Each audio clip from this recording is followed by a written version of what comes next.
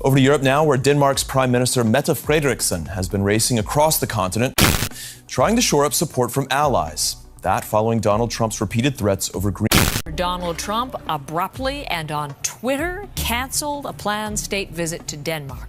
Apparently, because the Danish Prime Minister didn't want to talk about Greenland and selling it to the United States. It was one of the boldest statements ever made by a sitting U.S. president. And it wasn't about war or peace or the economy. It was about buying a country. In 2019, Donald Trump shocked the world by suggesting the United States purchase Greenland.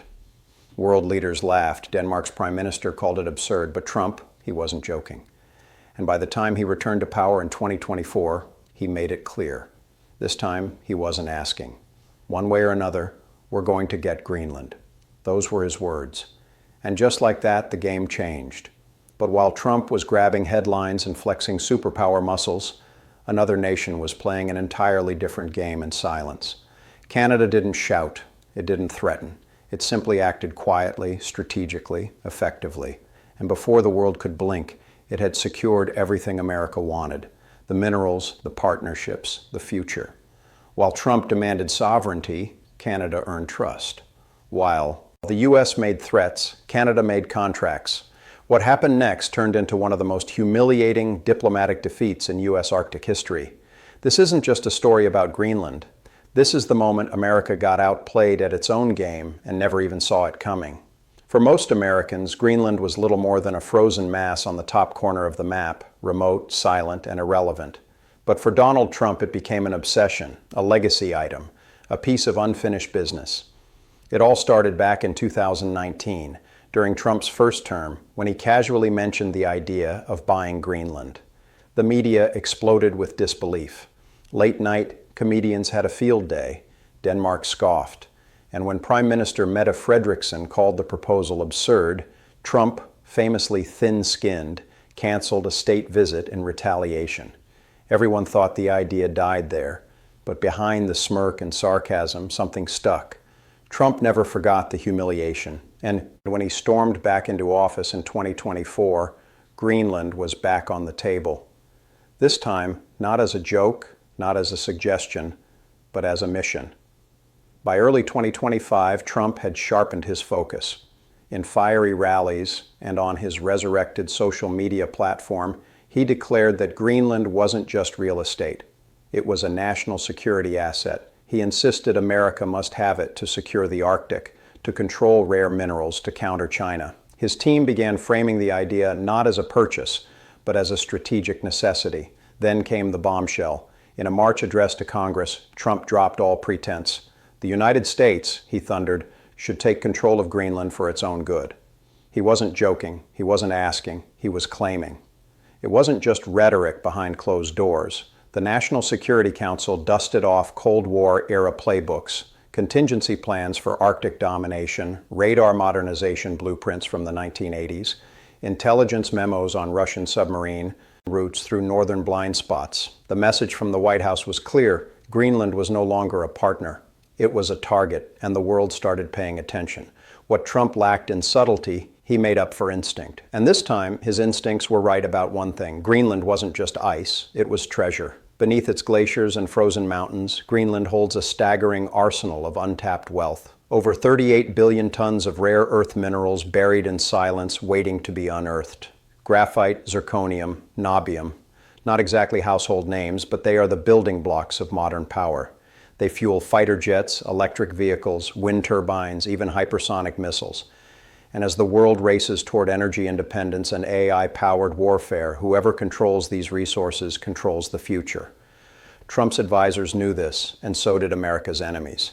The Pentagon flagged Greenland's northern coast as a radar, blind spot, a backdoor for Russian submarines. Meanwhile, Beijing had already launched diplomatic feelers into the region. Suddenly, the idea of Greenland wasn't just a fantasy, it was a strategic imperative. So Washington panicked. Trump's National Security Council pulled Cold War relics from the archives, documents from the Eisenhower era detailing how to seal the Arctic gap and dominate northern defense lines. Other files showed how the U.S. had once planned to upgrade its Thule air base sitting like a lonely sentinel in northern Greenland. These weren't just old ideas, they were blueprints for conquest. In public, Trump tied it all together. Why? He asked. Should we let China or Russia control what's practically ours already? On cable news and in Senate hearings, the talking points echoed, America must act. Greenland is the key. We can't lose it. But while Trump was busy selling urgency, no one realized the door had already opened and someone else had walked in. And it wasn't Russia. It wasn't China. It was Canada. Trump thought Greenland would buckle under pressure. He assumed money, power, and NATO ties would be enough to bend a frozen island to America's will. But what he didn't understand, what Washington has failed to understand for decades, is that Greenland is not just land. It's a people, a culture, a history. And this time, they pushed back. Within days of Trump's bombshell speech to Congress, Greenland's leadership went public, and they didn't hold back. Prime Minister Mutabur Agati, usually calm and measured, told reporters that the U.S. approach was aggressive and hostile. In Copenhagen, Denmark's Prime Minister Mette Frederiksen stood before a sea of microphones and delivered the words that shattered Trump's fantasy. Greenland belongs to the Greenlanders. This is not a negotiation. The rebuke wasn't just symbolic, it was institutional. In a rare moment of absolute unity, Denmark's parliament and Greenland's home rule government issued a joint declaration rejecting any discussion of sovereignty transfer. But the message didn't stop there. They warned that any attempt by the United States to coerce, pressure, or bypass Denmark would be considered a breach of trust within NATO itself, a direct challenge to the alliance's integrity.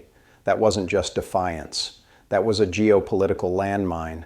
And in Nuuk, the heart of Greenland, the response was even more visceral. One official called Trump's plan colonial madness. Another said it felt like being auctioned off like furniture. Greenlanders had heard this tone before, from imperial powers, from outsiders who thought they knew better, but now they had a voice and they were using it. In one emotional interview, a Greenlandic minister reminded the world, "We've been part of the Danish realm for over 800 years. We're not a prize, we're not a pawn, we're a people."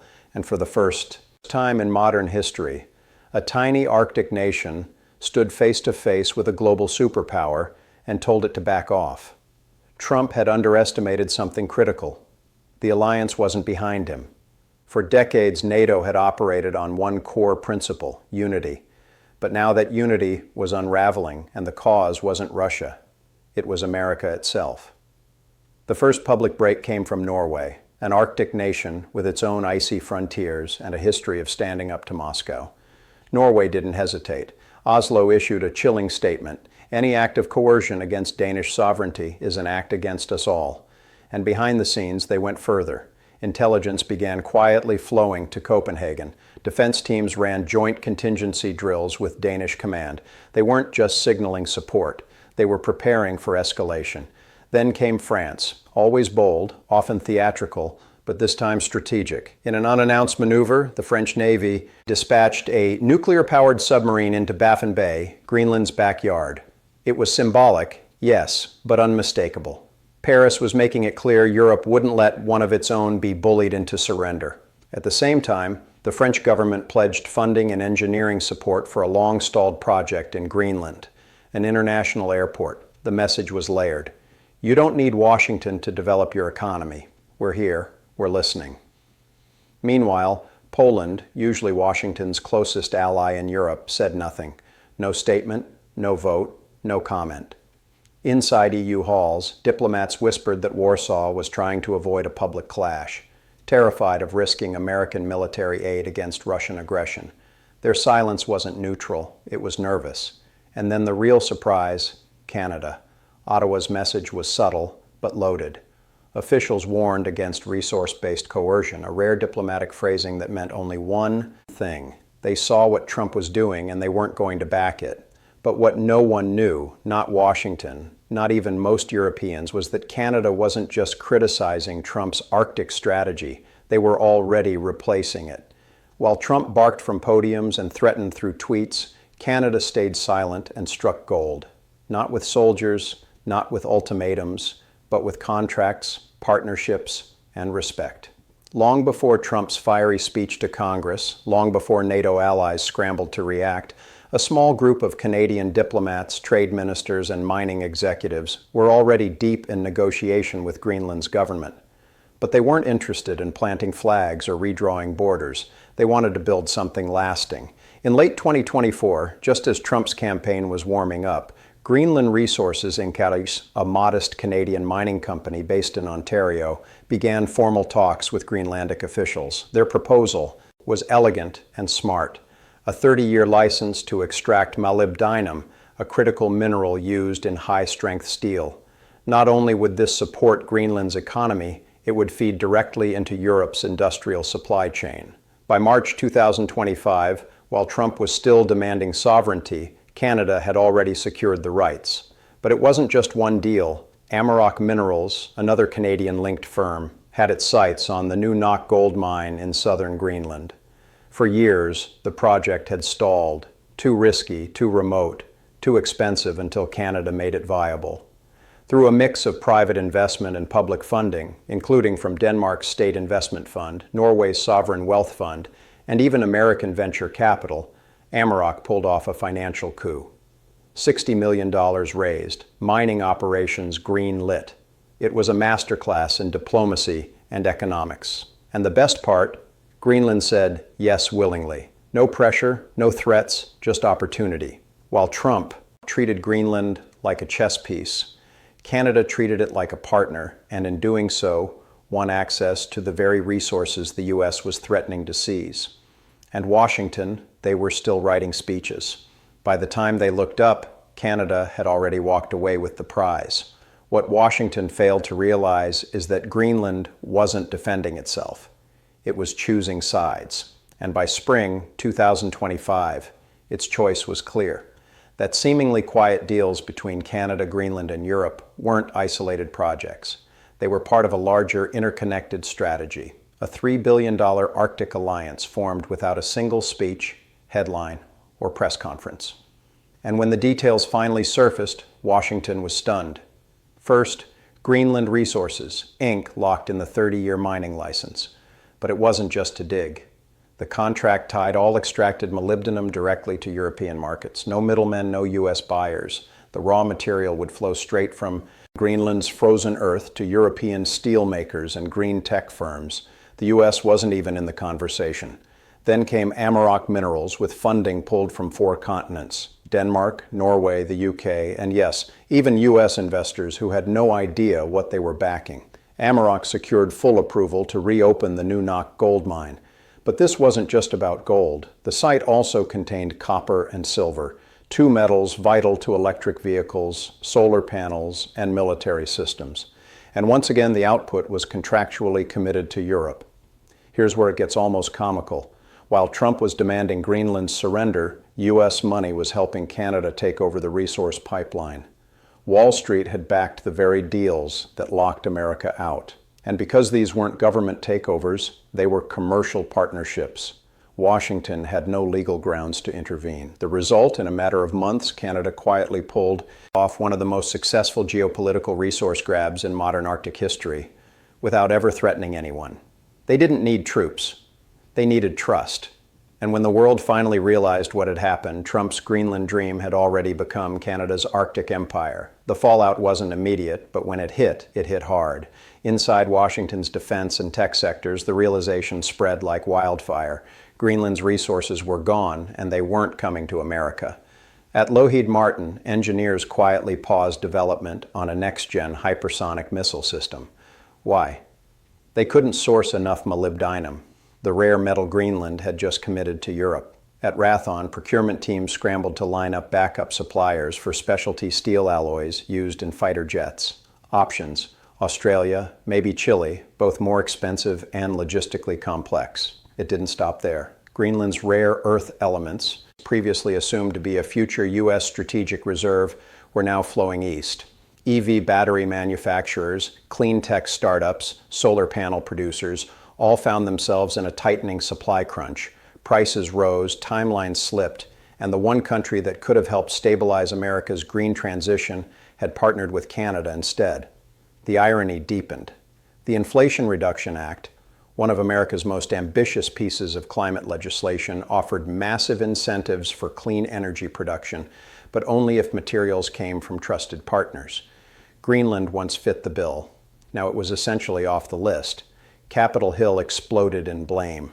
Republican Senator Lisa Murkowski of Alaska took to the floor and didn't hold back. We pushed too hard. We alienated our Arctic partners. And now we're left with nothing but headlines. On the other side, a group of Democratic senators from New England, geographically closest to Greenland, introduced a cooperative resource framework to try and salvage relations. But the damage was done. Greenland wasn't listening anymore. Not to speeches, not to offers, not to last-minute apologies. Trump had thrown around American power like a hammer, expecting countries to break. Instead, they bonded together around Canada, around Europe, and around a future that no longer included Washington. While Washington argued and corporations scrambled, Greenland did something no one expected. It rose not in defiance, not in anger, but in clarity with a vision for its future that no longer depended on handouts from Denmark or protection from America. For decades, Greenland's economy had been propped up by an annual block grant from Copenhagen, covering nearly half of its national budget. Independence always seemed like a dream, distant and impossible. But suddenly, with billions in mining deals flowing in and new partnerships with Europe and Canada in place, that dream was breathing again. The Greenlandic Parliament moved fast. New legislation required foreign mining companies to hire local workers, invest in infrastructure, and contribute to a sovereign wealth fund, a financial engine for Greenland's long-term independence. Schools, roads, hospitals, housing, no longer fantasy, now funded. And politically, the message was unmistakable. Greenland didn't want to be a pawn in a superpower chess match. It didn't want a flag planted or a new anthem. It wanted control of its land, its resources, its destiny. And it found that not in Washington's roar, but in Canada's whisper. Meanwhile, Canada emerged as a silent superpower. It hadn't claimed territory, but it had claimed influence, deep strategic influence. It had become the middleman of the Arctic, controlling flows of rare earths and clean tech materials, shaping energy policy and building trust with a rising Greenland. Europe, too, walked away stronger, bonded to new Arctic partners, outmaneuvering Washington in the most unlikely of places. And the United States.